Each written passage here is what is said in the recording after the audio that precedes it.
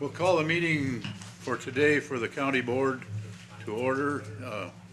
I'd like to start out this morning with an invocation from our sheriff, Dennis Hillstead.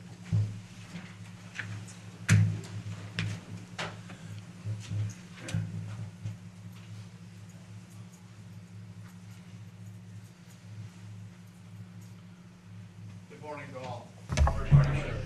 Let's pray.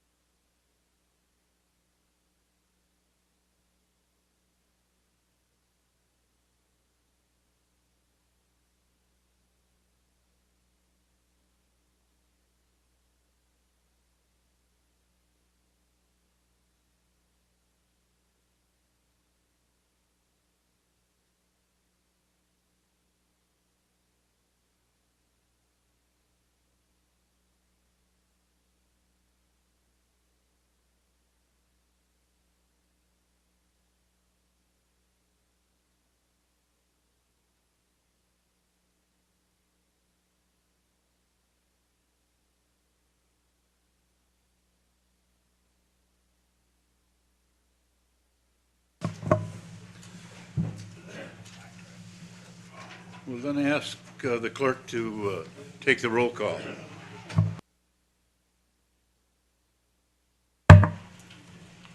Alfred Schrank. Here.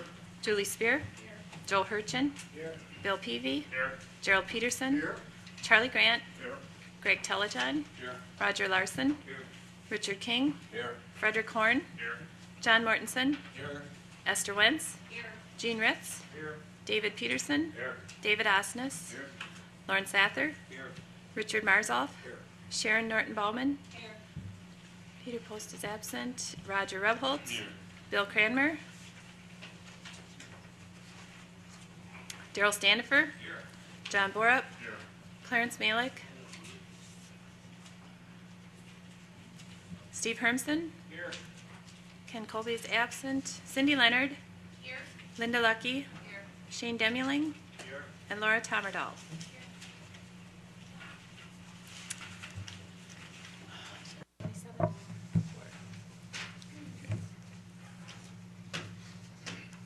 The next thing on the agenda then is our illustrious ex-sheriff and chief officer at the American Legion would like to make a presentation to the sheriff and to John Helgeson from the American Legion.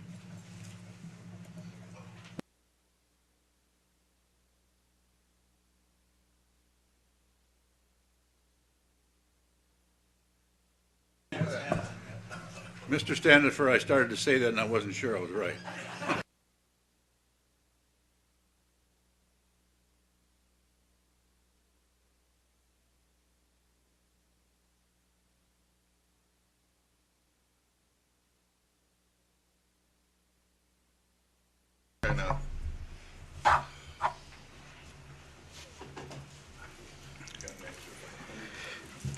The St. Croix County American Legion runs a golf tournament each year, and we make some money off of it, and it is all of the proceeds are used to fund our children and youth program. We give away approximately $6,000 or $7,000 a year, all told, to benefit youth programs in the county. And one of our regular contributions has been to the St. Croix County Sheriff's Department drug program in the schools. And once again, I have a check for for the St. Croix County Sheriff's Department.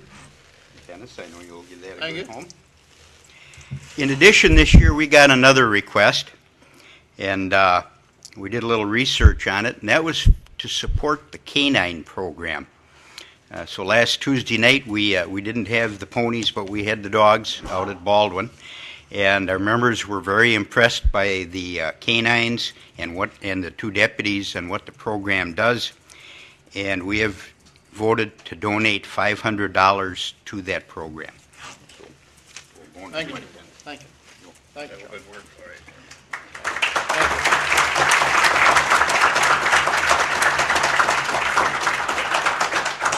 Just so that, just to give some of the new members here a brief understanding of what we do with this money. The $1,000 for the Counteract program, that is an anti-drug, alcohol, and violence program that we teach in some of the schools within St. Croix County.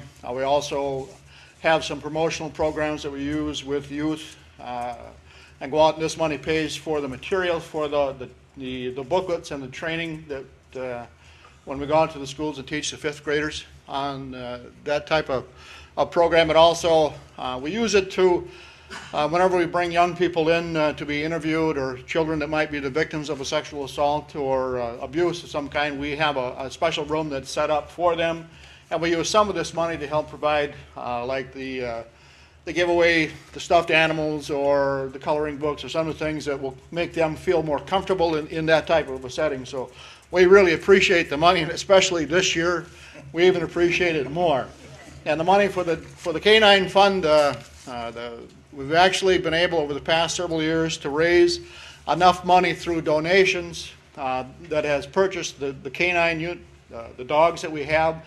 So we haven't had to use any levy money to purchase the dogs or to provide the care for the dogs, the veterinary care, or the food. That's all donated right now to the Sheriff's Department. So our cost, of course, is for the deputy and his wages, but he'd be on the road anyway, so there's no additional cost to the county for the canine. We really appreciate, especially the Legion, stepping up this year and giving us that money. We use the canines within the schools.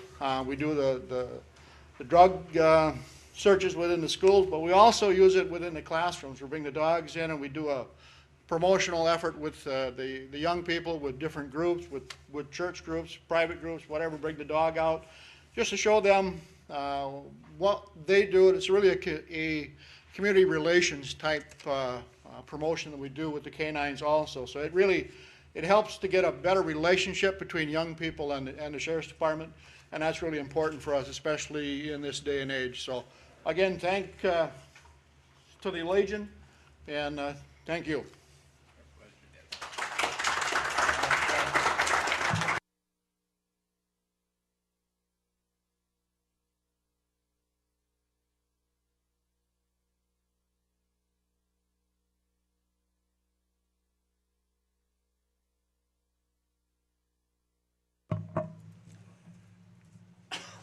The next item on the agenda then will be the report by the administrative coordinator.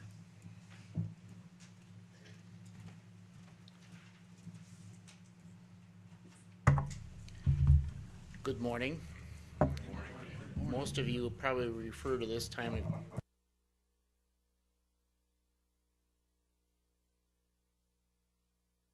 pretty much a single focus individual here right now. I am hoping 3 weeks from today we have for you a budget. You're going to be hearing about what the status is of the budget later, so I won't go into a lot of detail on it. Many of the departments, many of the committees have done additional work from what was originally asked, and we appreciate it, trying to get the budget down to a manageable number at the end for you to decide on. Couple things that have been going on. We have gotten favorable in health insurance renewals. There's been meetings with employees at all the work sites about the new HRA plan incorporated into the health insurance and the retirement savings accounts as well, and hopefully within by mid-November we'll know where everybody is on signing up for that.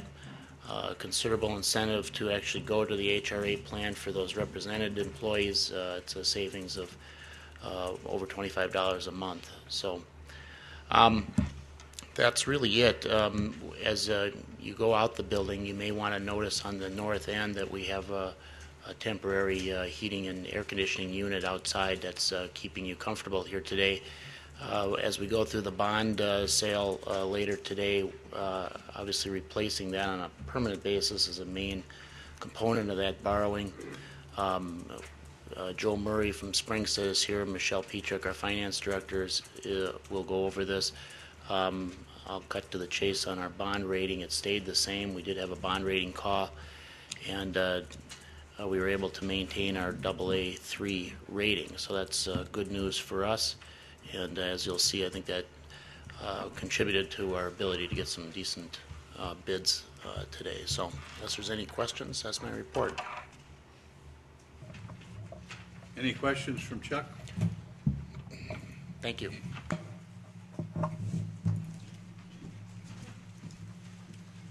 Before we talk about the agendas, then I also want to point out that you'll notice on your agenda that the 4-H group is going to be with us about 10 o'clock.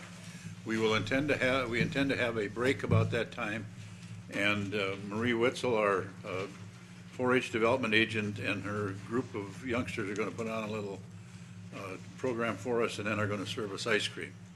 So that'll take place around 10 o'clock. Maybe we'll see how the meeting goes.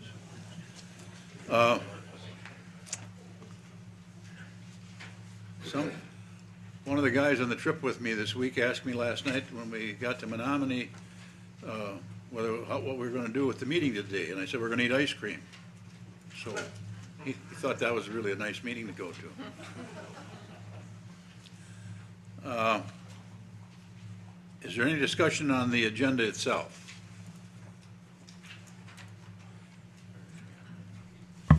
Is this on the consent agenda? Yep. You want me to wait on that? We'll move to the consent agenda then. Okay. I'd like to pull Mr. Bettendorf's request from item number 3. Okay, we'll do that, and that'll come up for discussion later then.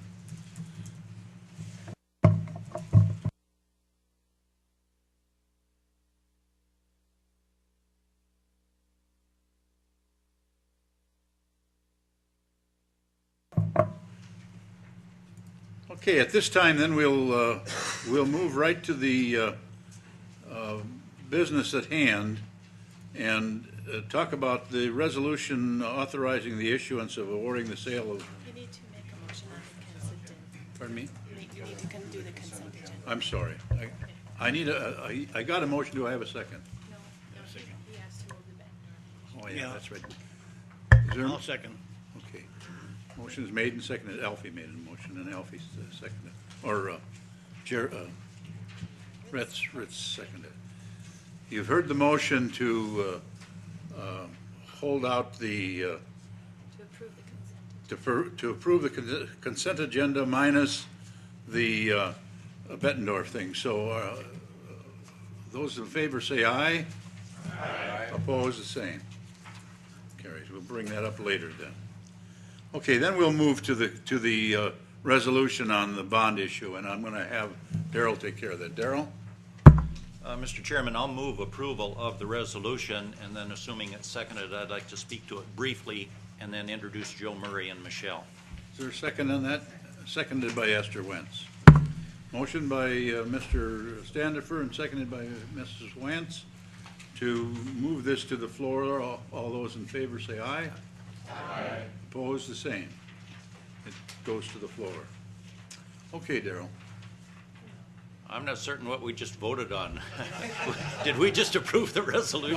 No, we didn't approve it. I'm sorry. We didn't approve that. It's coming to the floor now. My intent was to put it on the floor for discussion. All right. Most of you will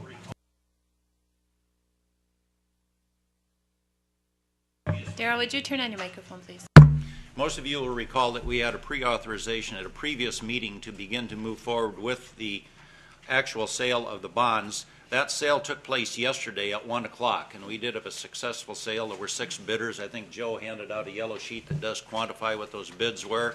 I'm pleased with the way they came in. I'd like to have Joe from Springstead, Joe Murray, come forward and give some explanation on the bonds. There was some trepidation from some quarters that we may not have any bids. There have been a couple of bond sales recently where entities have gone to the market and have not had bids, but I think in recognition of the fact that this was a quality offering, it has a nice duration, a nice size, and with the bond rating that we have maintained as far as the county, it did achieve some good bids. Our rate of 4.02 is well within the range of what we had predicted from a cash flow standpoint. So, Joe, why don't you give us some explanation and walk us through the repayment schedule? I really don't know what else I could say. Good morning. I'm Joe Murray from Springstead. I am very pleased to report that over the past few months we've been working with the county as your financial advisor on pulling together your prom note sale. We did have the sale yesterday afternoon. We were a little bit, based on the volatility in the credit markets right now, I'm sure you've all been paying attention to the economy and seeing what's been going on. Money has been drying up everywhere. That was never a reflection on St. Croix County at all. It's just simply a matter that the sources of credit in the market were just shrinking. The investment bankers have been shrinking as far as going bankrupt and being bought out by others. The traditional institutional buyers, such as insurance companies, their investment portfolios took a hit with the economy as well. They didn't have the cash to invest. So the number of buyers out there in the market was a concern that we had. As I said, that was never a reflection on St. Croix County, even when we were having those concerns. Your rating was reaffirmed as AA3 by Moody's here based on your strong fund balances, your strong credit management throughout the county, your strong position to the St. Paul, Minneapolis metro area, as well as your strong tax base and growth in your values. We had hoped, I know there was some hope of trying to get the county upgraded, but right now Moody's and all the rating agencies are talking about moving to a universal rating schedule where they're going to rate municipalities on the same scale as they rate the credit risk of the private sector, and they are at this point kind of putting everything on hold, and they're going to wait and see what happens. So next time the county is ready to do a bond issue or prom note sale, hopefully we'll be able to get you an upgrade. The sale we did yesterday was for $3.18 million. It was for prom notes. It has a 7-year duration.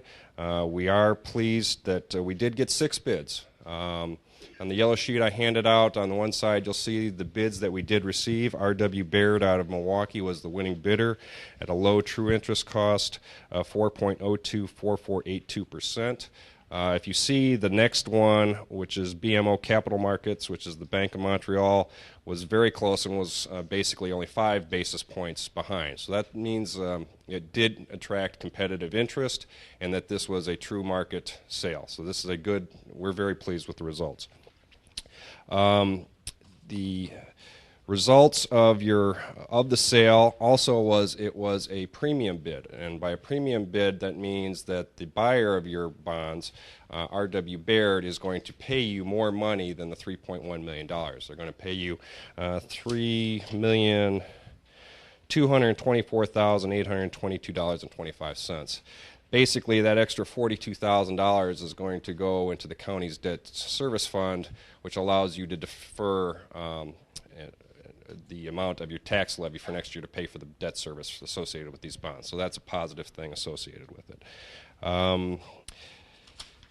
As I said, they have 7-year life on them. They'll be defeased by 2016. That was another one of the strong interests or positive indicators to Moody's, the rating service, is that you do have a very aggressive debt payment schedule, and that also helped reaffirm the rating, and I think that helped attract good bids.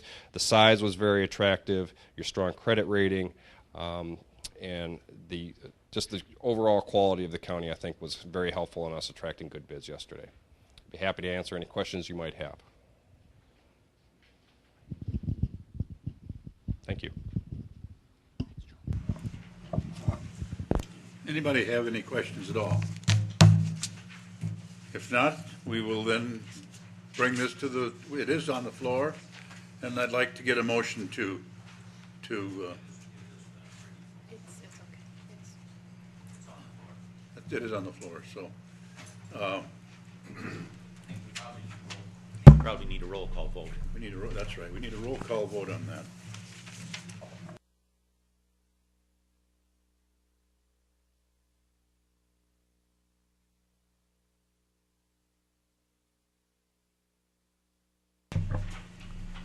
Yes, yes means you're approving, no would mean otherwise.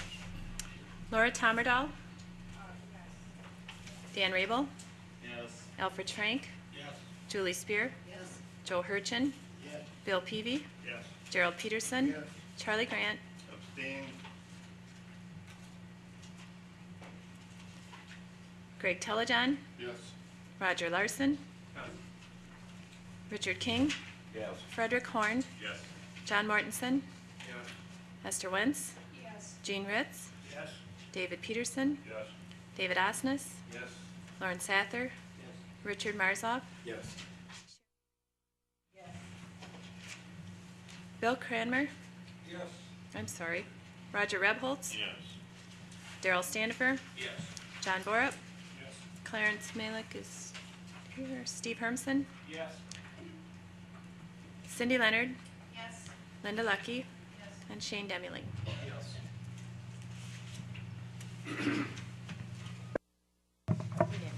It's unanimous vote, yes, to go ahead, so.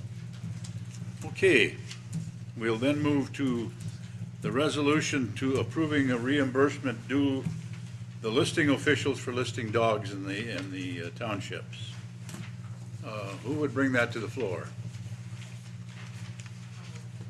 Esther brings it to the floor, and Clarence Malik, or not Clarence, Buzz Marzoff, second. Sorry, Roger. Did Charlie abstain? He abstained. Okay, now he has to explain why. Okay, excuse me. Before we start on this, Charlie, Mr. Grant, you abstained from the vote. We need to have an explanation as I was to. not in here at the time. I didn't hear all. Would you put your speaker on and? I was not here at the time, and I didn't hear all that was going on. I was out. I'm sorry. Okay? Yeah, we will accept that. Okay? Okay, the resolution is on the floor for reimbursement due the listing of officials for listing dogs. Any discussion on that? You have in your packet a sheet showing you what the counties have done this past, or what, I believe that was this past year, or it's the new year, the townships, I mean. This is actually a listing submitted by the municipalities who've provided a listing of dogs, have made the effort in licensing all their dogs, and this list is to be provided to the county clerk's office, and these are the municipalities who have submitted. They get 50 cents per dog listed, and the money comes out of the dog license fund, which is a separate fund from the county funding. So you understand that it is not the county is not paying for it, the owners of the dogs are paying for this in the end. Any questions at all on this? If, Alfie? Mr. Chairman, I'll move to accept the resolution and pay out. Yeah, okay. Okay, we will then vote. All those in favor of approving this resolution, say so by saying aye. Aye. Opposed, the same. Carries.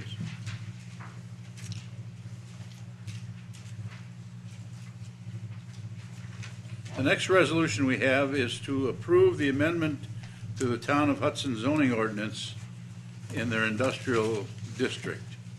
And you also have that resolution in front of you.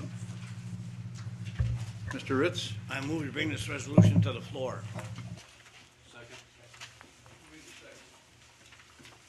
Mr. Osnes made this second. Any discussion on this resolution?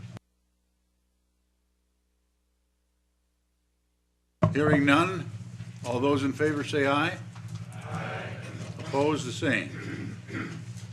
Okay?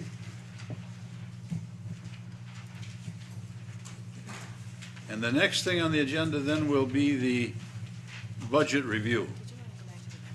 Oh, excuse me, we should, before we go to the budget, I'd like to go back to the Bettendorf issue, so that we don't skip that in the end.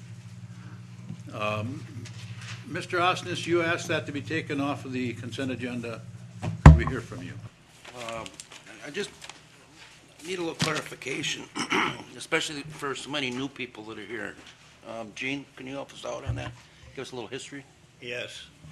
We had a hearing last month, September 24th, something like that. Anyhow, there was quite a few people there representing themselves, and the town board was represented, and the Bettendorfs were represented with an attorney and Mr. Gordon Awesome. We decided to not approve the recommendation to rezone the property from ag residential to commercial because it would be illegal, for one thing, illegal spot zoning, but basically the township, the plan commission, and the board were both against designated as commercial. And I see many residents, court cases that we were involved with, and I think Corp Counsel can explain that if you would like, also had bearing on this decision. So therefore, we decided that it's going to remain ag residential. The Bettendorfs can sell their business and have it moved off the property, but they can't use that property. The original board approved a commercial designation with conditions, and one was that the Bettendorfs could not sell that property for a commercial use after they were done. The courts declared that unconstitutional or illegal, whatever, and again, Mr. Timmerman can verify this, declared it illegal, and that reverted back to ag residential. So all these years, the Bettendorfs were operating in a violation of our county zoning laws.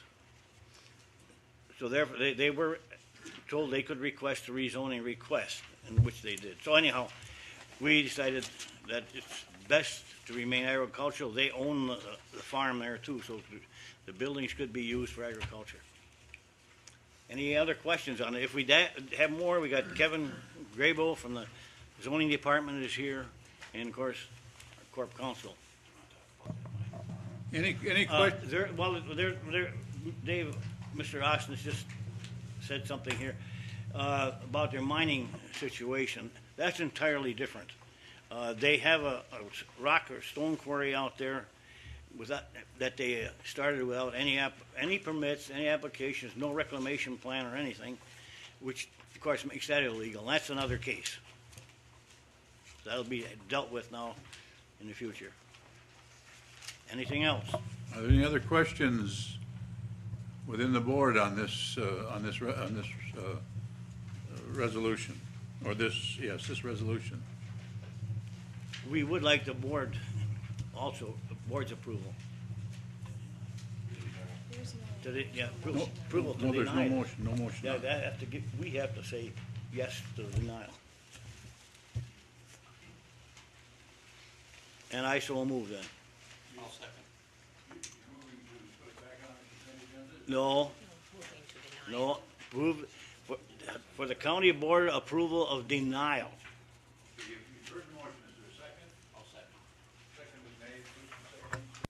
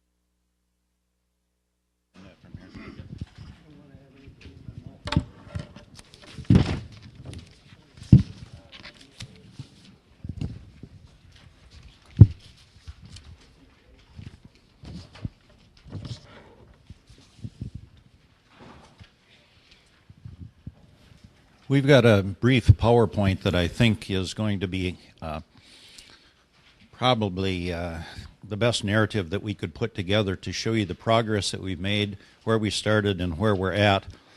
It may be a fair summary to indicate that at the present time, just about everybody is unhappy with me and with the Finance Committee, so we apparently are spreading the pain, which I indicated would be necessary some months ago. There is absolutely nothing malicious in anything that's been done, but as we've been trying to get to what we need to bring at the next board meeting for consideration and adoption, and that is a balanced budget, we've made a fair amount of progress. We're not there yet, but we've got a little bit of time, and we will, in fact, bring to you a recommended balanced budget for our next meeting, and we'll have at it, and at the end of that meeting, in one fashion or another, we will have an approved, adopted, balanced budget. So that is our mission. We will fulfill that. But let's go through the PowerPoint, because that will give you the history of where we started and where we're at today. As you recall, we began work on the budget this year earlier than we have in previous years so that there could be a greater level of board involvement. After we started the process and made the transitional numbers that we did before we came here on September 16th, when we reviewed with you where we were at that point, we started with a gap of $3.4 million. $3.4 million. That's real money. And that was the amount of the expenditures in the preliminary budgets that came in excess of revenues. At that point, there was a fair amount of consternation from all of us. How in the world are we ever going to be able to achieve a balanced budget when the gap is that big? By the time we came here on September 16th and had gone through budget review, that gap was approximately $2.5 million. So we had gained on it not quite $1 million. And those changes primarily consisted of changes that were in the revenue side.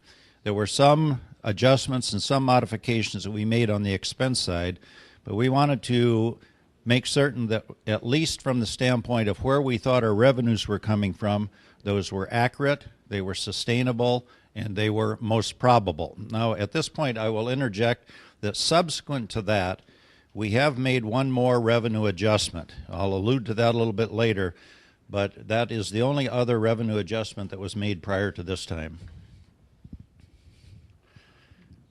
Following the presentations that we made here, and I might say on behalf of the whole Finance Committee, we were a little surprised and disappointed that we did not get more feedback from board members. There were several that gave us a fairly lengthy list of suggestions and observations and comments. As you might suspect, there was no consensus in that. In fact, some of the suggestions that were made by one were directly opposite to suggestions made by another one, as you would expect. What I'm saying is that out of that feedback, we did not get any clear picture. Maybe we were naive and hoping that we would get more, but we did not get any clear picture from this board in terms of priorities or where you felt primary cuts and reductions ought to come in order to achieve our goal. Now, maybe the process was a little bit new. That's really the first time that that's been asked of the board members, but get used to that, because that increasingly is going to be a requirement. At any rate, when we went back into conversation and discussion, we still had a gap to close, as you recall. We're still at about $2.5 million. At that point, the Public Protection Area, Sheriff, Jail, Human Services, HHS, and Highway, in other words, the big three components on the budget, were asked to reduce a total of $1.1 million. And I need to say on behalf of all three of those areas that they were extremely cooperative. Those reductions were achieved. Those three departments sucked it up and came back with those reductions, and $1.1 million in expenditures came out of the budget. There were some other changes and adjustments that were favorable. We received new health insurance bids so that we were dealing with actual numbers, and when we were here before, we had speculative numbers. There were lower Wisconsin Retirement Service rates, and we made a change in the calculation of the prior year service. That was approximately a $400,000 number. Without belaboring that prior service, which was a debt service, we have bonds that paid off that prior service, was being spread out to the departments. When we're no longer doing that, that made an adjustment of about $400,000, and that also reduced the gap. Other departments were asked to reduce approximately $330,000. Here is a revenue adjustment that we made. This year, as in previous years, we were using a revenue forecast that comes from Wisconsin Extension Service. For the last several years, that number has been overly optimistic. We have not collected the sales tax revenue that has been projected. I don't think it's any surprise to any of you that sales tax numbers are down now, and it does not look good for '09 in terms of retail sales. So we spent a fair amount of time wondering and calculating if that number that was being forecast, based on the trend line of the fact that it's been over-optimistic for the last couple of years, was in fact accurate. We determined that it wasn't, and if it was not accurate, it could not be sustainable as a revenue source in the budget. So we made a revenue adjustment downward in the sales tax collection area. Now you can indicate, you can hear that that is taking a conservative approach, but we honestly believe that that forecasted number was too high. So that was reduced 10%, $520,000. What that really means is we did not expect to be able to collect the amount that we were forecasting. So we revised that number downward. Union health insurance is budgeted as if no union members will move to the high deductible plan and take advantage of the HRA this year. Realistically, that probably will not occur. It's certainly in their interest to move in that direction, but it would be speculative at this point to try and determine a number. So at this point, we've budgeted as if no one would do it. Now, as that movement occurs, that will ease some pressure on the budget, but you need to understand that that's the way it's put together at the moment. Computer replacement was analyzed, and we spent some time with Tom Boren in this area, and there were reductions across county departments as far as capital outlay and computer replacements. And we've now identified a replacement policy that will go across all departments instead of on a piecemeal basis, department by department. We have funded in the budget, and that's in there now, we funded the health reimbursement account, county liability of $73,000. That's already in the budget. You need to understand that we've made no changes in the nursing home budget. We did, in fact, review. We asked Fred Johnson to bring in some numbers for study. What if the nursing home is downsized to 50 beds? What would be the savings? We wanted to see what that would be, but at the present time, there have been no changes in the budget. It's fully funded at the request of the existing nursing home and the existing size. The levy that is on the ballot on the 4th of November will give us some information one way or the other, and we have a board meeting on the 11th. But you need to understand that right now the nursing home is fully funded in this budget, and there have been no reductions in its request. Good news occurred when the city of Hudson decertified the TID district that is where the new industrial park is at. That meant that we had an additional $251,000 of additional levy. So that's certainly a plus to have that decertified early. We went to departments that had not been previously asked for reductions, asked for some reductions, and to date we have an additional $346,000 of additional reductions that now is factored into this budget. We have not applied, and we are recommending that we do not apply additional fund balances to close the gap. You recall some of the conversation that Joe earlier made about our rating. One of the strong pluses when Moody's looked at the county and reaffirmed our AA3 rating was their observation that we have strong fund balances, a high degree of liquidity, and we want to maintain that. It would be foolish in our view to take a one-year, one-time approach and try and grab some of those fund balances to close the gap, because we would be compounding the problem in later years. And everything that we do this year, we're trying to keep in mind that this is not a one-year situation. We've got budgets coming in subsequent years, and we can't set ourselves up for difficulties in future years. You probably have heard that right now the state of Wisconsin is looking at a structural deficit gap of about $3 billion. That's with a B, $3 billion. And frankly, in my view, part of that reason is they've continued to have shifts from one year into a subsequent year, thinking that it'll get taken, the problem will get taken place in a later year. We can't set ourselves up for that, and that's why we are recommending that we do not attack our fund balances, that we maintain the kind of liquidity that we've got. In all candor, had we been doing that in the past, our rating, our bond rating right now could well have slipped, and the favorable interest rate that we just achieved at 4.02 could well be higher. The gap as of today, as we stand here in front of you right now, has been close to $39,000. So we're starting to see the finish line, but at this point we still have a gap of approximately $40,000 to close. Remaining issues. There are some sticks above the water. There seems to be a general reluctance across the enterprise, across committees, across maybe even finance committee, across the county board, to cut staffed positions. There have been some reductions that have been made in this budget so far that likely will result in some staff positions being eliminated, but we did not eliminate specific positions. We were not trying to micromanage departments. There may be that result, but we were not trying to reach out into the department and say this position or that position has to go.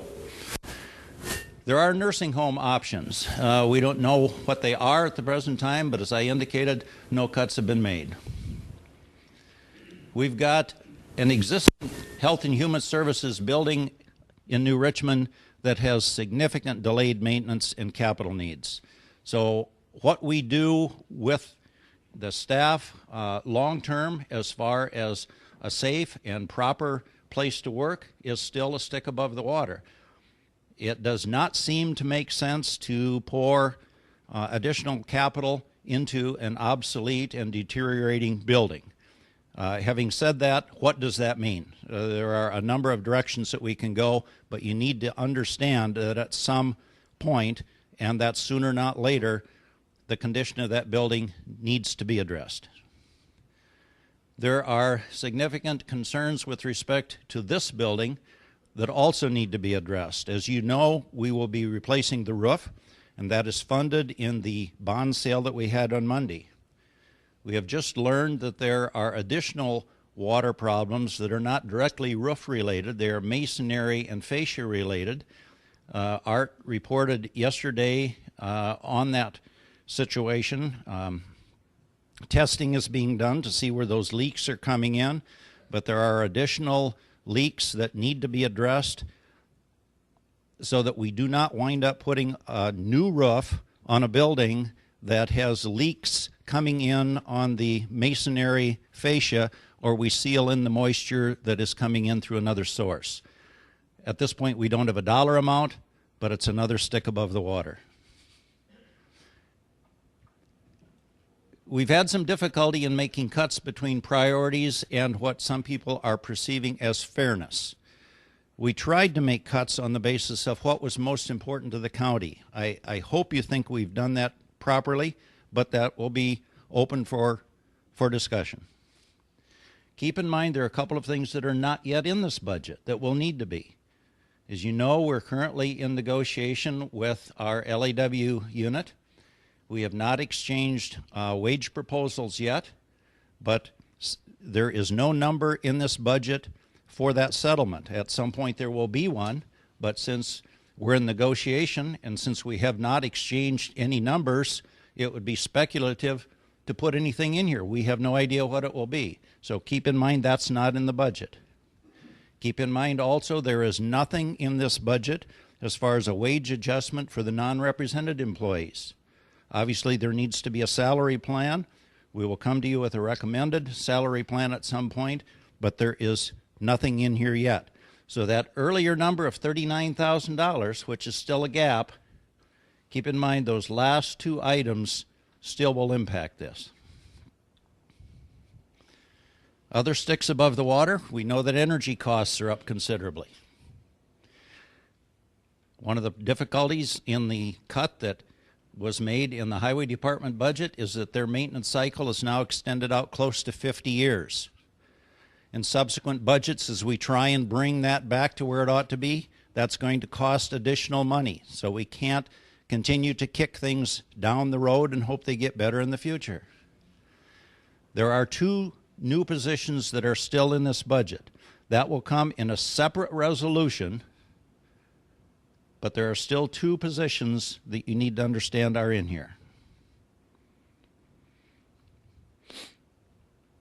One of the things that we are doing this year as far as the borrowing for the roof and the replacement of the HVAC system here is that we just passed the bond referendum. We are not anticipating any borrowing in the budget for next year. I'd like to stress that again. We're not anticipating any additional borrowing for next year. Borrowing creates additional debt service, and then we've just got an additional problem that we're carrying as far as a need for additional levy for the debt service.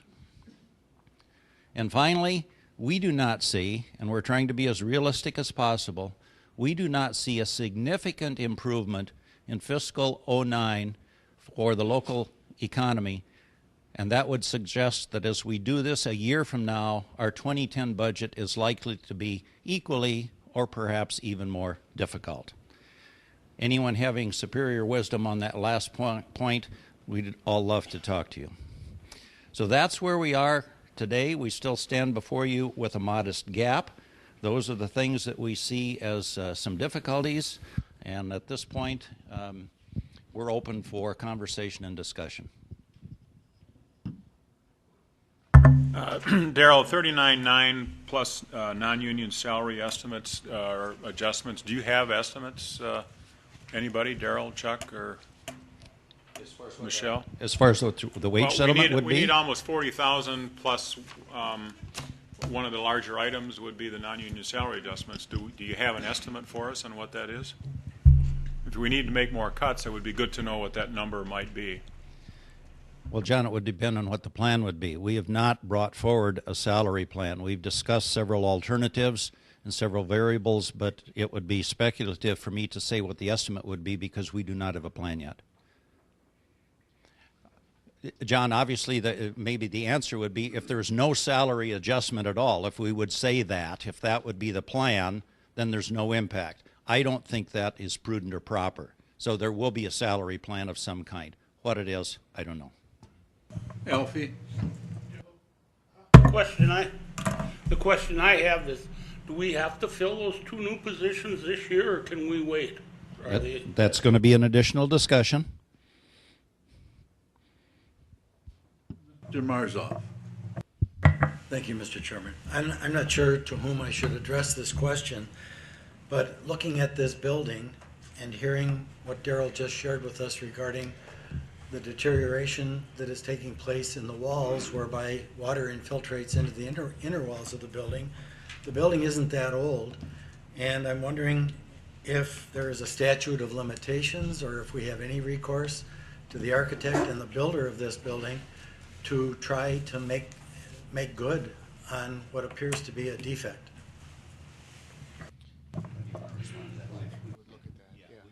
It's so new, we haven't really looked at that. We would look at that. We got this information just in the last couple of days, to be honest. But yeah, anytime we have a building or equipment type of problem, we look at our alternatives for insurance or something like that. My question wasn't in the form of a criticism, Chuck. It was just a suggestion. No, I didn't take it as a criticism, and that's one of the things that we would be looking at. Several people have asked about the replacement of the membrane on the roof and were there any warranty issues, were we still recoverable as far as that. So all of those things have been investigated. The building now is 12. It's beyond the warranty period anyway, as far as the membrane on the roof. So all of that has been investigated. I would mention that on the HVAC system, we were able to recover $130,000 from insurance for that. So if it works, it works. It's my understanding that the water infiltration in the walls is not a function of a deteriorating roof, but the lintels over the windows, Art told us, were where the water was coming in. And that seems to me like a construction defect. Could be settling. Don't know yet.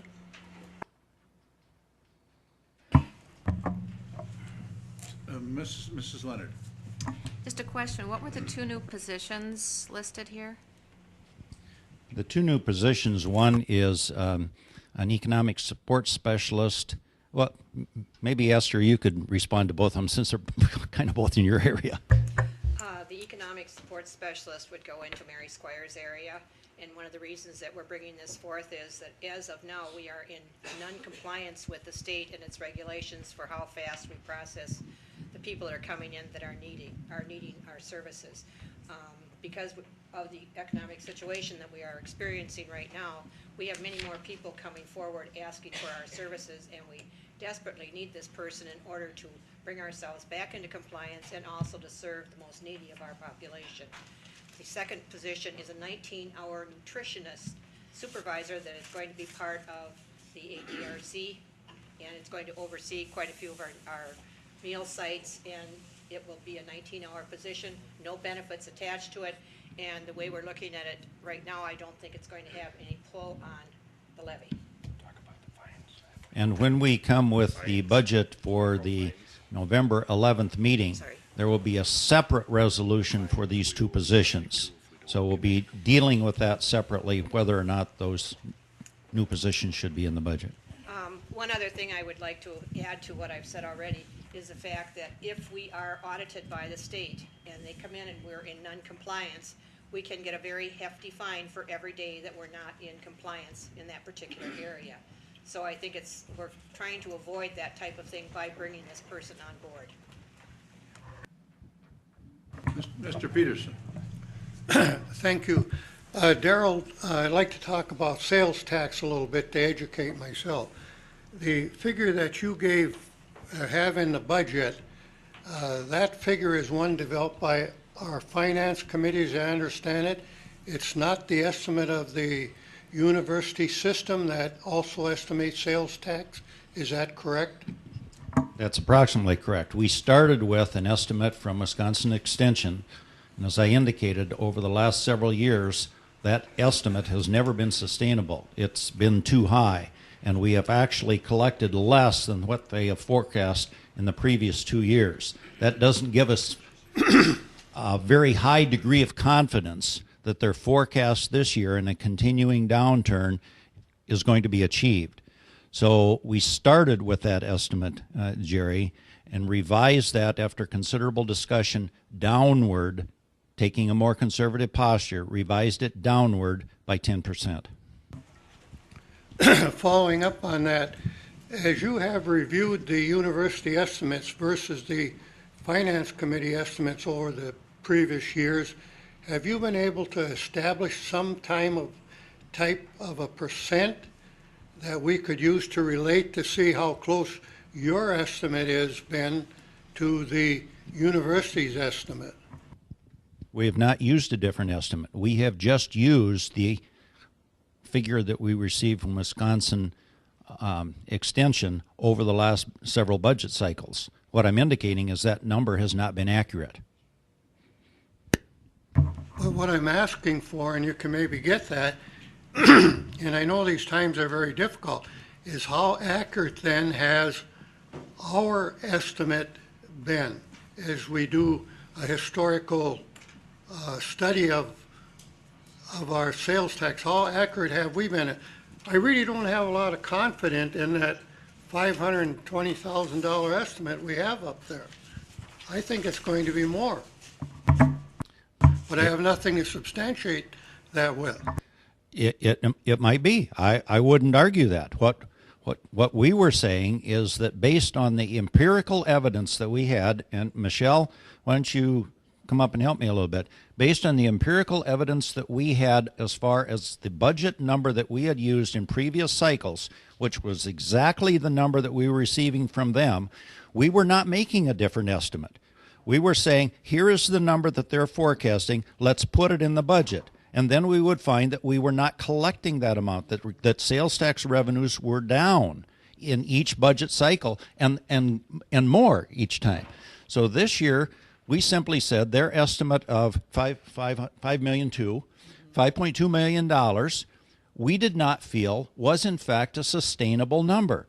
That it not only was going to be less based on the trend line, but we thought it was even going to be a continuing gap that would continue to go down. I'm hearing you say maybe we should reduce it by 15%. I don't know. We thought it was a reasonable and conservative number for 10. Why don't you indicate where that trend line is? Okay. The trend line, the estimate that was used for 2008 was in the range of $5.3 million. We are not going to collect that in 2008. We're going to be short approximately $200,000 unless it's a really bad Christmas season. Then we'll be short a little bit more than that. The UW system submits their estimates or releases their estimates in August. And since September 1st, the markets have been very volatile. The economy's been very volatile. So when Daryl had asked me what I anticipated that we'd probably collect $5 million this year. So we'd be short $300,000 or thereabouts. And so that's what I recommended if they were looking at reducing the UW extension estimate, and then they made the decision to go 10%. I'm not questioning the process, but what did you use as a basis to arrive at this figure of $520,000? Did you look at previous year's collection? See, I'm looking for money. The $5.2 million is the original estimate from the UW extension. It was rounded down to $5.2 million. It was a little bit over that, but that came directly from the UW system. We did not adjust that. I understand that, but what data do you have that we could address how accurate your 520,000 estimate is? How did you arrive at that figure? Just pick it out of the air, or do a historical review? Jerry, that's a banking algorithm that we used in our business. In our business, we used to call this a swag, SWAG, and you know what that stands for. We think the 10% haircut was reasonable.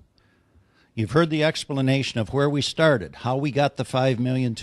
Keep in mind the timing. They said in August, $5.2 million was a number that we could expect to collect in 2009.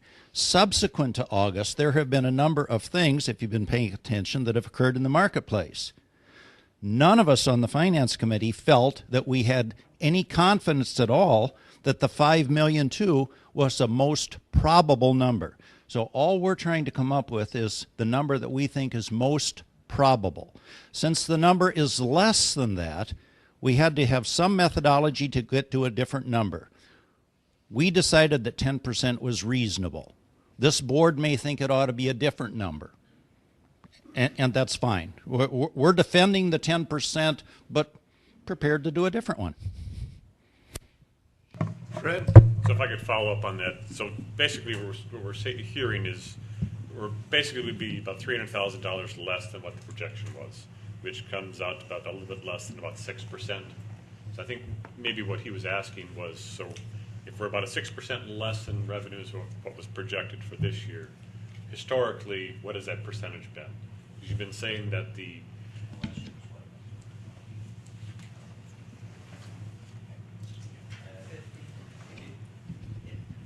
we were below what the Extension Service told us last year, approximately $200,000.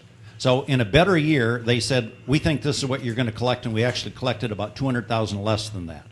So with all the things going on this year, would it have made sense to start with their estimate of 5.2 and reduce it $2 million or $200,000? We didn't think so. We thought the cut ought to be more. Okay, so I see where you're coming from. I guess maybe to follow up on his point, just from what I've heard, I would tend to agree that maybe 10% is too much. But as you said, Well, I wasn't hearing Jerry say it was too much. I thought he was saying it might not be enough. All right.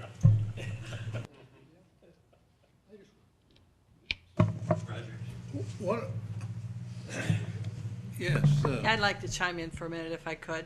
When we looked at this year's receipts so far for sales tax and discovered, as you say, Fred, that we were going to be about 6% below what the University Extension anticipated we would receive, we then looked at what is our economic condition in the country at this time, and are people spending money or aren't they? Are they buying new cars? Are they buying used cars, paying less sales tax? We tried to put it all together and honestly do the best we could to take a crapshoot.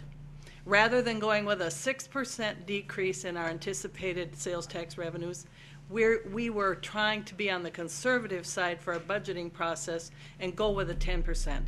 Will we be too high with that? Maybe we will. Will we be too low? Maybe we will. Time will tell what will come the rest of this fiscal year and into the next fiscal year, which is the budget we're talking about. One of the things I think we have to look at is a lot of the revenue that we get in sales tax comes out of car purchases. And I'd like to know what the car purchase reduction is in this county, because it's pretty high across the United States. And those are big ticket items, and I think we need to take a look at that. Because I think this number is in that case ends up as a fairly fair number. Mr. Mortensen. Yes, there have been a lot of foreclosures on homes. There will be in the future some. I don't know how many, but also to think of what's our tax situation on those pieces of parcels. Is that coming in? And will it be partial or reduced there? So it's going to be a less in spending overall by the public or the county residents. Mr. Granmer. I think that the Finance Committee has done a fine job. I think that every number in this budget is an estimate, and I think that all the Finance Committee and this board can do is be conscious that every figure here is an estimate, and the fact that is that we will probably have to adjust during this coming year. And so I'm perfectly willing to go along with the 10% estimate for the sales tax reduction. I would like to ask, however, about this capital spending question in regard to the existing HHS building and the building here for 2009, because as was noted in the very fine presentation today, they are not funded. Now, one of the conditions that, or provisions that was put into the presentation was that we would do no more capital borrowing for this coming year. If we do not do any more capital borrowing for this coming year, and we have to fix one or more of the buildings in order to make them sound enough for office people to work in and so they do not deteriorate anymore, where is the money going to come from? Mr. Rabel, you had a question. Thank you, Mr. Chair. And I'd also like to follow up, say that the Finance Committee, again, has been doing a wonderful job in their leadership in this direction. There's a thing that was handed out to us, and we were just taking a peek at it. And it's got county sales tax on here. 2006, 5,200,000. 2007, 5,600,000. 2008, 5,300,000. Now, are those actual numbers in 2006 and 07? Those were those projected ones. Do we know what was actually received in 2000? Last year was about $200,000 less. $200,000 less for 07, and about the same for 06 maybe? It wasn't quite that amount. Thanks. I'd like to pick up just, if I could, on Mr. Kremner's comment. There is a small amount, Bill, in the budget for some necessary repairs at the existing HHS building that are safety issues. And I think the number is about $100,000. It's in the HHS budget. And those are items that even if we would make a decision as a board to abandon that building in some fashion, and I don't know what those alternatives would be, but even if we would, we are going to have employees in that building for a period of time. So there are a few things that are absolutely necessary just as a hold place. So we've got about $100,000 in the budget to do that. We will not have employees working in unsafe or unsanitary conditions. The bigger picture is this board needs to decide what it's going to do with the nursing home, the Health and Human Services building. How do they fit together? Do they transition separately? Is the old nursing home used for Health and Human Services? Is there a new nursing home built? I mean, there are all kinds of questions that still have to be addressed. And until those things are settled, there's very little we can do with respect to the existing HHS building, which everyone agrees, I believe. I think there's consensus on this, that that is an obsolete building and we should not be putting capital dollars in that building which does not have a long-term mission for this county. In some fashion, that building is going to be transitioned out. I'd like to also speak to Mr. Cranmer's question about the capital budget as it pertains to the repairs on this building. My understanding yesterday from Mr. Tobin is that we will have some preliminary numbers indicating what it might cost to repair the water leaks in the walls in this building. And we will have those numbers in a timely fashion so that we can adjust our budget accordingly. We're promised those at our next meeting, Sharon. Yeah, before we bring that budget back to you.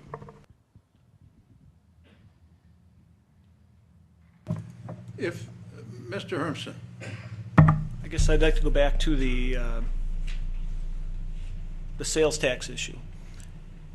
Given the estimated 10% drop, in the event that, even if that is a wrong guess, let's say, and we end up with dollars more, right? We end up positive. That would help us more so going that direction than it does to come up short. In that, given that haven't given this year what we've seen, how many times this board has had to vote for additional dollars, that extra cushion I think would be worthwhile to have, knowing that we've got as many things as we've got coming at us on the plate. Well, So, I appreciate that. I think I'm a fairly conservative guy, and I'd rather stand before you today and defend the 10% and find out that I was wrong and it really was only 8%, instead of standing before you today and defending the 10 and find out that it was 12. Mr. Peterson. Okay. One last question, Darrell, on the sales tax. Is it possible to get an update from the University of Wisconsin Extension at this point in time and what their estimate is? I don't know how they work on coming up with their estimates, but maybe we could get an estimate from them now as we evaluate this issue on sales tax. We can try and do that. Are there any other questions at this moment? Mr. Hermson. One more. I wanted to go back on the highway. You had mentioned that you had extended that out to, where did I see that? 50-year schedule. And I guess I'd like to know was that a decision that came out of the highway department, or was that kind of, I think what I'm seeing is that it was basically forced onto them due to budget constraints. I'll let Chair King respond to that, but our information is that with that reduction, that forces that. I mean, that's their number. That's what the result is. That's absolutely right. By taking $400,000 away from our budget, that's over 10% of our budget, and that would set us back. We were gradually getting to where we wanted to be, and with the registration fee and so forth that we were collecting, we were in good position. But losing $400,000 of the $700,000 that we're going to receive puts us right back where we were before. So we haven't gained a darn thing. Mr. Peterson. As long as you bring up a highway issue, and as our Chairman King pointed out, highway has a unique problem in these cuts all the time. The roads that we were looking at not doing was County Trunk C and Double C. The estimate for that project by our engineers and everyone was approximately $600,000. Now, here is the hooker. Of that $600,000, we're forfeiting $200,000 in federal aid. So when we cut projects, it's a double whammy on us. $200 federal aid is going to be gone to us because we can't do the project. If I could for just a moment, I'm going to cut it off, the discussion off, and come back to it. Because we're a little bit after 10, and Mrs. Wetzel, Ms. Wetzel is here with the 4-H program, and would you bring that up and we can move into our break time?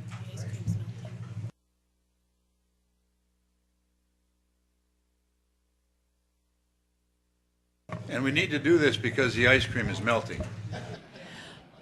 I think the ice cream is melting, and I have a couple of young people that need to get back to class. As much as they are learning about citizenship with this discussion, I think that they maybe have some homework that they're supposed to be working on.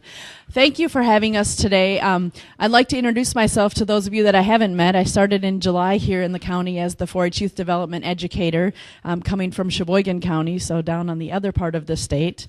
And what we wanted to talk a little bit about today is just to give you a little bit of idea about the 4-H program here in the county. And I wanted to share a couple of important reasons why October was the month that we prefer to speak, is that if you've been driving around the county, hopefully you've seen that October we celebrate National 4-H Week, so there's been a lot of promotion signs around the county with keeping it green as our National 4-H Week theme. And just a couple of informational statistics about the 4-H program here in the county. We have about 864 members that are involved in 4-H in St. Croix County, and about 300 volunteer leaders that work with those members in the program. And so we asked a couple of our 4-H ambassadors to talk to you a little bit about their 4-H experience, and just to give you some more information about the impact of 4-H in the county. Jeremy Warwick and Valerie Wells. Okay, my name is Jeremy Warwick, and just first of all, I'd like to say that the myth that you have to have an animal to be in 4-H is false. We have a whole list of non-animal projects that kids can get involved in, so you don't have to have an animal. I just kind of like to say what ambassadors do. We go out and we go into parades and county events and just kind of promote 4-H and reach out to kids that don't really know what the 4-H is about, or help younger members just kind of get into the 4-H theme. And we just go all over the county. You see us in parades and like Farm City Days in River Falls. In River Falls, and we have a booth and we just whole bunch of information and give out phone numbers and stickers, and the little kids really enjoy it. And we work a lot at the St. Croix County Fair in Glenwood City. Hi, I'm Valerie. I'm new to the 4-H ambassadors this year. I've been in 4-H since I was about in like 2nd grade.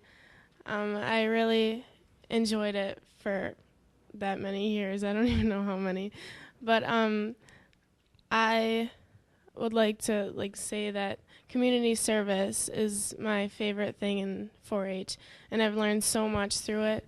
I'm really involved in the Relay for Life program, which is here in Hudson, that I like to raise money for that because it's a really good cause.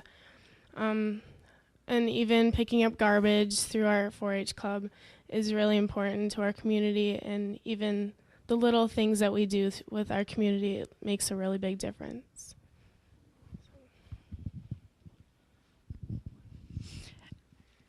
Ironically, when Valerie told me she wanted to talk about community service, I thought that was a great link with, I shared with our extension committee members last month that we've had some national research recently done, and it talked about the contributions of 4-H members across the nation and the higher impact that if they're engaged in their communities, then they're more willing to give back to their communities and being involved. So I thought that was a really interesting topic for her to choose to be discussed with you today. So we would like to share some ice cream as a thank you for supporting the 4-H program and being a part of what we do here in St. Croix County. And as you go into the room, you will notice I did put up a few information about some of our members that are gone off to college and some of the different things and some of the recognition events that we've done recently in the 4-H program. So you can look around the room and learn a little bit more about the 4-H program. And our young people will be serving ice cream, so you can ask them more questions as well about the 4-H program in the county.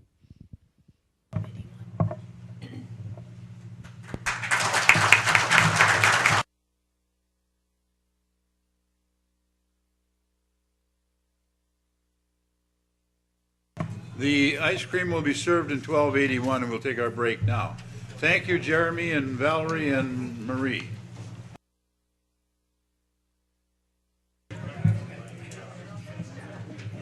Okay, if we could, if we wanted to, we can continue the discussion on the budget as you wish.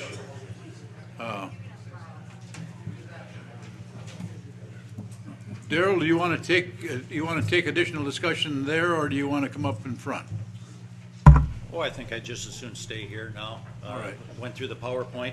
I would call your attention to one other thing that has been handed out, and there is a 3-page listing of items so that you can see some of the specific details and the quantification of those details that have been changes in the budget. So this is, again, for additional information for you. I think everyone has seen this. Thank you, Daryl.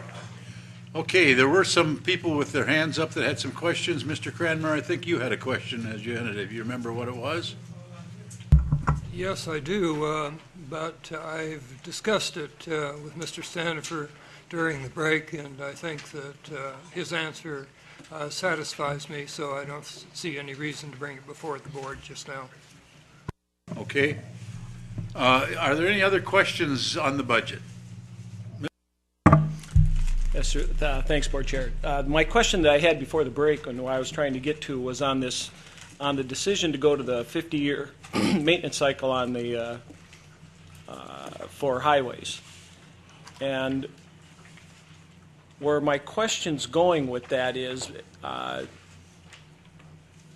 it finance and I think I heard you say that, or the highway department that has decided to run this out to a 50-year program, and how does that compare with other counties? 50 years seems like a long time to have a maintenance cycle on a road. I'd like to know what it was prior to changing it or extending it out, and what impact will that have if we were to put that back to its normal cycle, since I believe roads just about our number one concern. And what was the previous cycle, and what's the budget impact to that? I guess that's where I'm trying to go with that.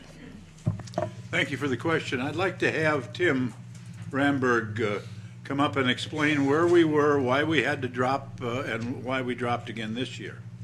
If you would do that, Tim. Thank you. You revert back to August report that the Highway Department had. There's some numbers in there, but it's starting in 2004. That is when we hit our goals. We had 16 miles of paving, which now looks to be 50. 16 miles of paving is a 22-year life on a typical road section. On paving, 22-year life, pavement life, and this is 50. This is 7 years of paving a mile versus 16 miles of paving is what our goal is. And then chip seal is on top of that to seal the road. So between those two items, the maintenance of life of the road has to last longer, and it costs more labor and more effort to keep it sealed and to keep the cracks up. So our work goes up as we extend that out. The other counties, I'm not quite sure. I know some have been talking about going back to gravel roads, and they're in very similar situations. But remember, last year, the trend was going away from our goals. And what we tried to do is to bring the trend to get back towards our goals, to keep working at it, not to solve all the world's problems in 1 year. And that's what those alternative revenue sources that we were looking at did. It changed the trend back towards that goal, so every year we could look for a 2 or 3% increase and get that trend back going, so it's predictable and palatable for the county board to increase our budget, say 2 to 3%, which is easier to manage. And that's been working in the past, and that's what we've been trying to do. With our alternative revenue sources, the registration fee, we changed the trend back around towards that way so we could work on the levy portion to keep it going in that direction. And that was the goal, and I think that's where we were headed until the economic issues we have today. Before you get away, I do want to add that many counties, I'm not talking many, but the counties up north have already made the decision to cut their blacktop roads back to gravel roads. I was reading about that on the internet somewhere. There's a number of those counties that cannot afford to go with blacktop because of the increased cost of the products to make blacktop. That's another reason this thing is stretched out so far. Now, here's where I'm trying to go through with this question and line of questioning. What percentage of the county's budget went towards transportation, say, over the last 4 or 5 years? What percentage of the county's budget has gone towards the roads over the last, say, 4 or 5 years? Has that percentage gone down? Has it stayed steady? That's where I'm kind of narrowing in on. Okay, thank you. Again, the exact numbers are probably in the report that we had in August, but I recall 29% in 91, 19%, 17%, and earlier this year it was 14% in what was handed out in the preliminary budget. So the percent of the county levy is decreasing for the highway department over the years, from I believe 17 or 16% to now 14%, and it was higher than that prior to that. Okay, and had we not had the registration fee / wheel tax, would we still be at 14%?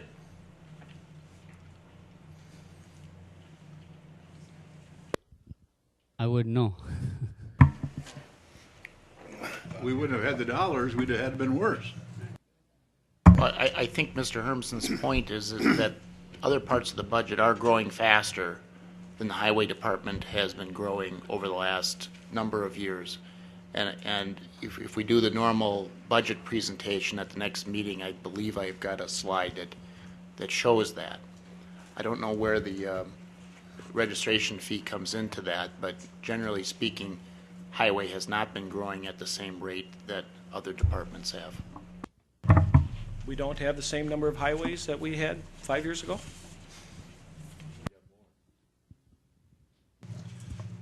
John Borup? Yeah, Tim, is that, or Chuck, is that overall decline in the budget or the county share cost?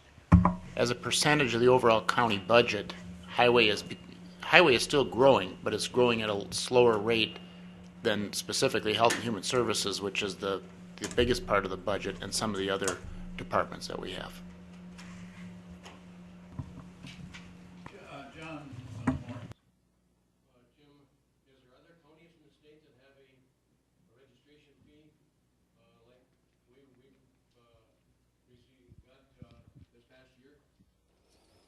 Not to my knowledge, but there's been 12 of them that asked for our presentation, and the information that we had, that we accumulated over that 4 year time frame, that was the amount of time it took us to research it based on the tasks for alternative revenue source research we were asked to do.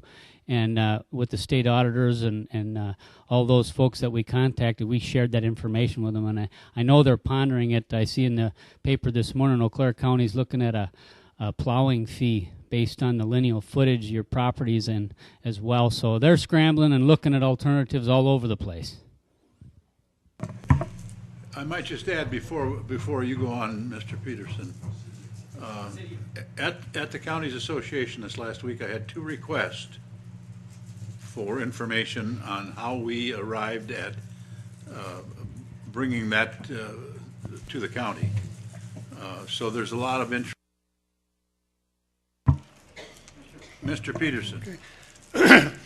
In answer to your question about the tax levy, the way I've always related to it, historically over the last few years, the county tax levy that highway gets from the general taxes is not enough to cover the labor agreement that is negotiated. So that's an excellent way to look at it. The levy has, over the years, not had sufficient funds to fund the negotiated agreement. Now that means we're in an enterprise operation. We do work for townships. We plow snow, roads, and everything. We have to make money to keep it going. The tax levy doesn't even cover labor. Tim, just as a point of interest, what's the amount of our total budget this current year, and what portion of it is a county levy? Right now we're at about, not including the bridges, I think it was about 3.8 million, right in that range. And the county levy portion was under 17%. I thought it was around the 16% range. What's your total county highway dollars? The total operation's a $23 million operation. So again, ironically, it's about a 17%. The levy's about 17% of our total operations as well. And where does the money come from between what we levy and we spend? We have transportation aids, the federal aided programs on some of our projects, the towns, cities, and villages. That's an in and an out. We bill those out monthly or every payroll every 2 weeks based on time and materials. Whatever it costs us, we bill them back, and it helps us with our economies of scale, plus provides a service to the state, cities, villages, some federal government units as well. Mr. Marzoff. Thank you, Mr. Chair. Just some thoughts on transportation and the dilemma that we face. The Eisenhower interstate system was conceived and set in place over 50 years ago, and our nation has become addicted to auto traffic more or less by default, because we don't have the appropriate transportation infrastructure that other nations have that serves them so well. And I heard something very disturbing on public radio news just yesterday about the interstate system. I understand that the Pennsylvania Turnpike is no longer owned by our country, but by Dubai, and there is talk about imposing a toll on all the interstate highways in order to continue to protect, preserve, and maintain the roads that we tend, I think, to take for granted. There is no foreseeable change in our dependence on the automobile because the infrastructure to replace it will never take place within our lifetimes. And I think it's very, very important that we address with respect the attempt to protect our county roads by virtue of the license fee that was recently put in place. You get what you pay for, and I don't think we should ever sell ourselves short on the necessary transportation that our county needs and deserves. Alfie, thank you. Tim, I don't know if the Highway Committee or Transportation Committee have looked into, but I seen in Dunn County last year, they came out with a ordinary size paper with a picture of the county on it, the county roads on it, and they gave like a 3-year down the road estimate on which roads would be blacktopped, which roads were going to be reconstructed, and I think there was 3 different colors on that piece of paper, and I think that was really a good way of getting it out to the public to tell them what was going to be redone, but show them that where their dollar is going to. And I was wondering if St. Croix County would ever get involved in something like that or interested. Yes, we have that. That's our 6-year plan, and we've been backing off on that every year. That's one of the things. As soon as it's printed, it changes, and we do have that, and we modify it almost monthly. It seems, but yes, we do have that. I think too, to answer Alfie's question, we debated if we were going to put that out to the public on our 6-year plan with doing C or G or H, or because if we didn't have the funds when we came to do it, then they'd raise hell with us. So we've declined now to predict ahead, but we have everything down in black and white and green and yellow, like you said, on our 6-year plan. Mr. Hermson. Mr. Chair, I've got a copy here of the ordinance. I don't have a number on it, but this is the one that was passed back in August 21st of 2007. And my concerns over the registration fee are coming true over this, in that the board passed, and it says, whereas St. Croix County Board of Supervisors directs these annual fees to be in addition to the to other fund sources currently being utilized by the St. Croix County Highway Department. What my concerns were at that time, and I think it's coming true today, is that, okay, we had $700,000 that were taken in registration fees to be applied directly towards the Highway Department. And yet, what we're seeing now as these budgets comes down, granted, that $700,000 is there. But all they're doing is shrinking the other piece that would have normally gone there in the first place, that should have been there regardless. So we're still getting behind on the road situation. And so really, I view this as that $700,000 is just being sprinkled out across other departments within the county by taking that other piece that normally would have been there had this registration fee never been there to begin with. So that's the part I'm trying to narrow down here, is that percentage, that we're taking away from highway, is being recouped by this registration fee, and I'm concerned with that. And we appreciate your concern, but let me throw a question back at you on that. What do you think it might be if we hadn't had that registration fee? Which part would? How many road miles do you think we'd fix this year? Haven't got a clue. What I'm concerned with is that we are letting the state off the hook. We have this whole process with the registration fee and any other revenue source that we're trying to come up with to balance the budget. Since the state isn't providing their dollar that we put in for our registration fee already, of which they hiked $20 on top of the 10 that the county did, we're not seeing those dollars come back to the roads that we need fixed. And I'd like to know from a county standpoint, what power have we got to put the pressure on the state to fix that?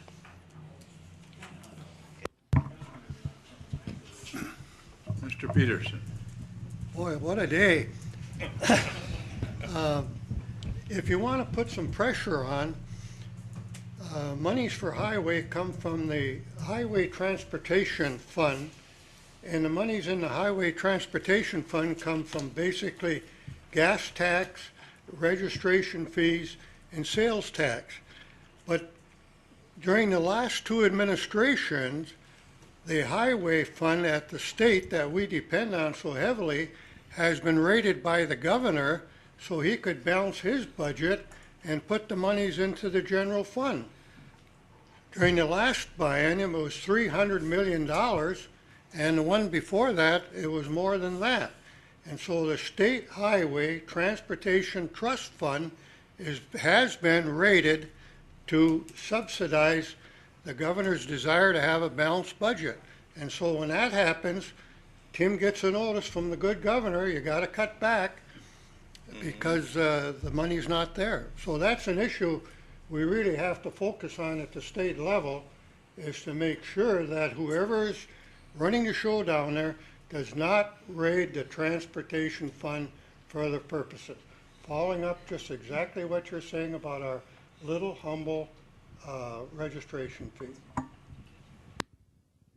Mr. Standifer. You know, someday we've got to wade into this quagmire anyway, so I may as well throw something out. You've already been appraised of the fact that we requested $1.1 million in budget reductions from highway, which is a public safety issue and paving our roads, and from the sheriff's department, public safety, crime, sheriff's patrols, and health and human services. Keep in mind that that approximate $1.1 million is about the amount of levy that's going to the nursing home this year. So if you want to restore the highway department budget and the sheriff's budget and the HHS budget, that's where the money's at.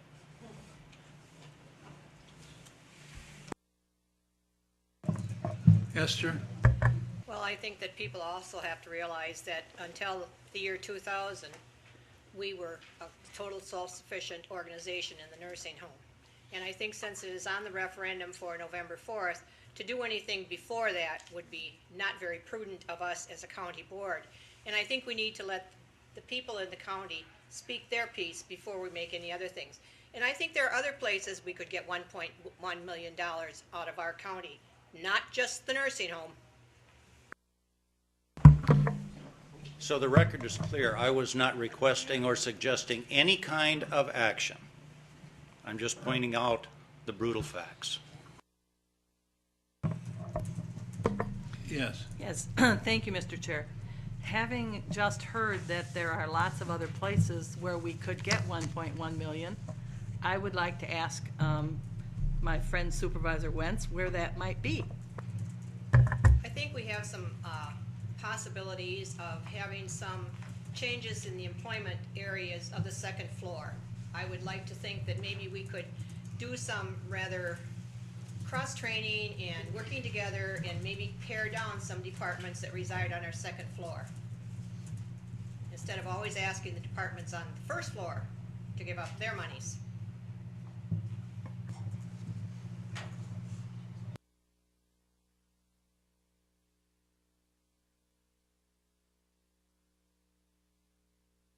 Yes, Mr. Cranmer.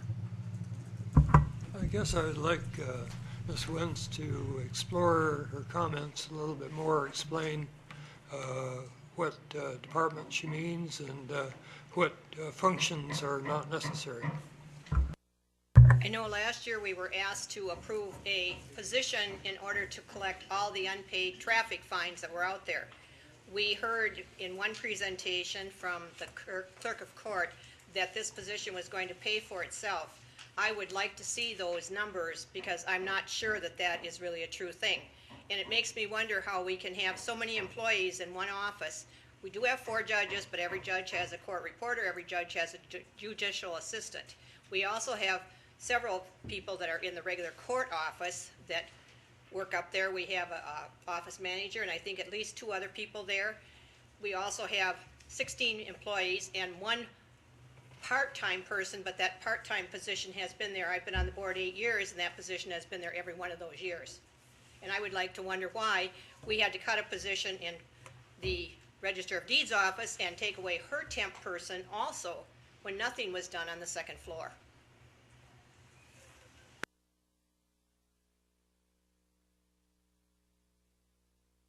Okay, are there any other questions on the budget? If not, we're going to leave the budget. Unless you have something more, Darrell, that you'd like to discuss.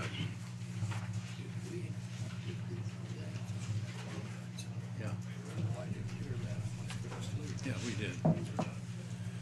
Okay. Are there any other committee reports? I know there's no department reports this morning. No other reports? Anything else that someone wants to bring before this board here this morning? If not, Just remind them there's an election in 2 weeks. go ahead.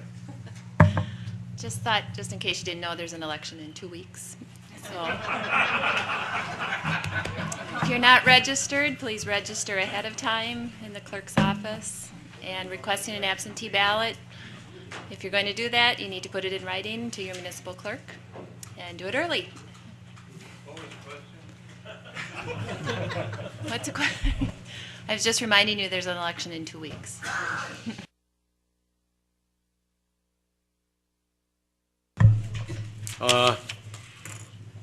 Friday the 24th and Saturday the 25th, the afternoon on Friday. Any veterans that you know are welcome up to New Richmond Armory. And it's a one-stop shop for benefits, and it's free. There's various things listed, so if you're a veteran or pass it on to veterans, please come up and see what's available. Thank you, John. Mr. I'm offering a prize to anybody who wants it. The Cedar Corp calendar, I don't have any use for it, and so I offer it to first come, first serve. Mr. Rabel. Thank you, Mr. Chair. Just a question. When you brought up the part about the election coming up in 2 weeks, and there's going to be 2 not referendums, there's going to be 2 questions put to the public. One is the question about the nursing home. And that's more of a question of giving us advice of which direction we should go. The one that you mentioned last month or the month before about the county board going to 19 supervisors. Now, is that going to be a vote that will be mandated, or is that a recommendation vote? That is a binding referendum.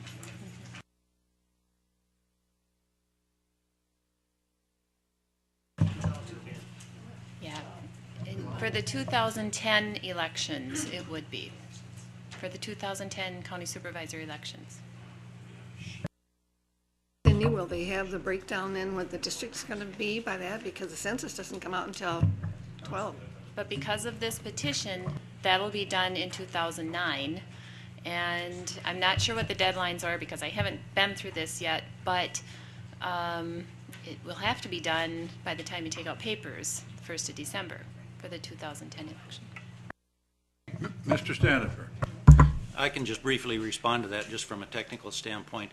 If the referendum passes, then the county board has until November 15th the second November 15th, which would be November 15th, 2009, to come up with the new redistricting plan, which would be based on the 2000 census for the spring election in 2010. Then the spring election in 2012 would again be redistricted, but then it would be based on the census of 2010. So if it passes, there'll be redistricting and then redistricting again.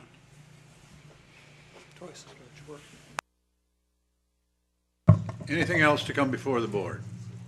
If not, this meeting is adjourned.